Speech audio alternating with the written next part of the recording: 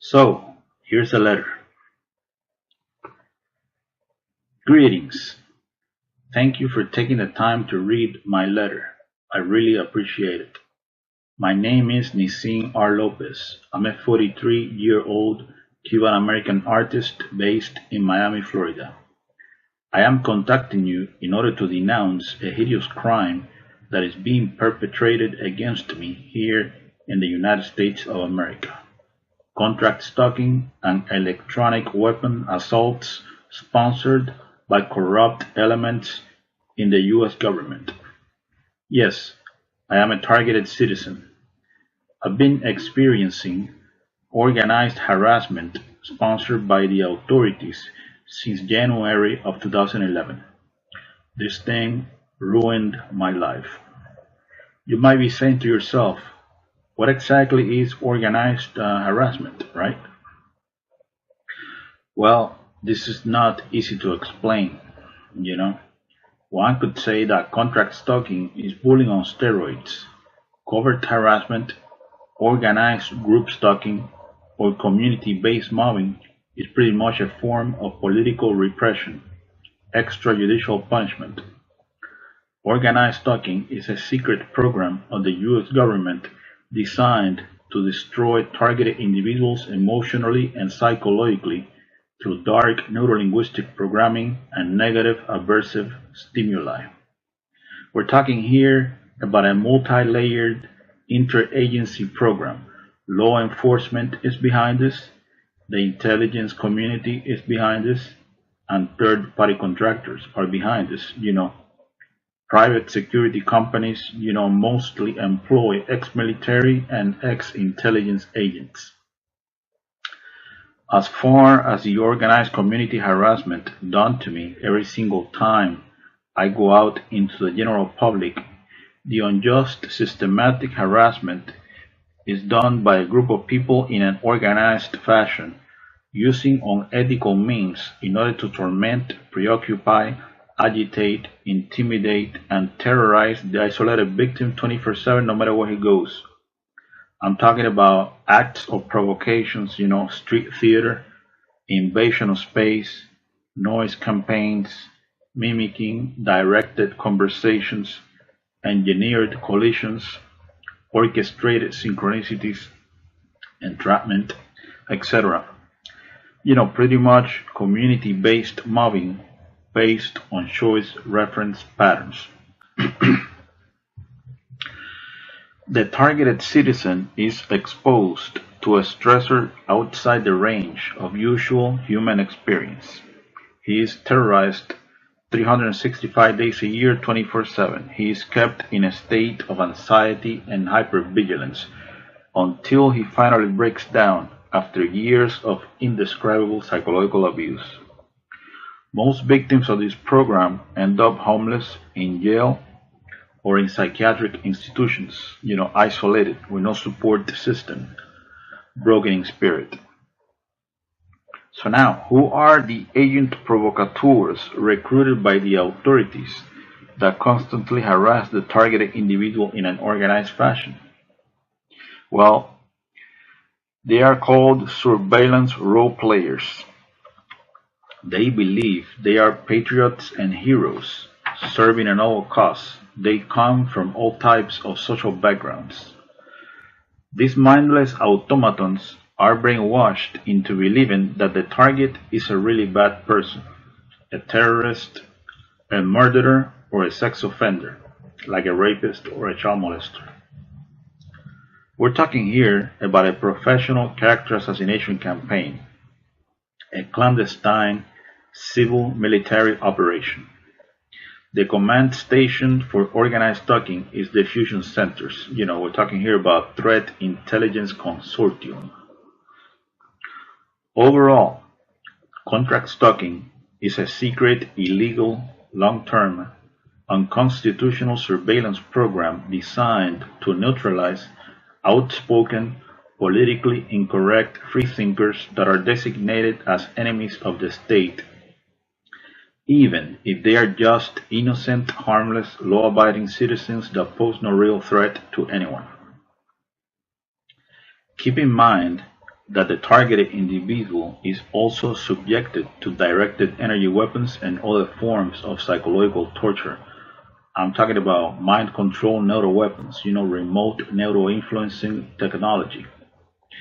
The human test subject is implanted with highly advanced neuronanotechnology that enables brain-to-computer interface. This secret technology of DARPA flavor enables the handlers to link the target's unique brain signature to their supercomputer. These are some of the things they can do with this technology. This technology enables the handlers to read the target's thoughts verbatim in real time. They can tap into the optical nerve and into the auditory system. They can see what you see and they can hear what you hear. This technology allows the handlers to map out all the target's emotional states, especially negative emotions like sadness, anxiety, fear, anger, etc. They can beam these emotions back into the target anytime. They can even Google your memories.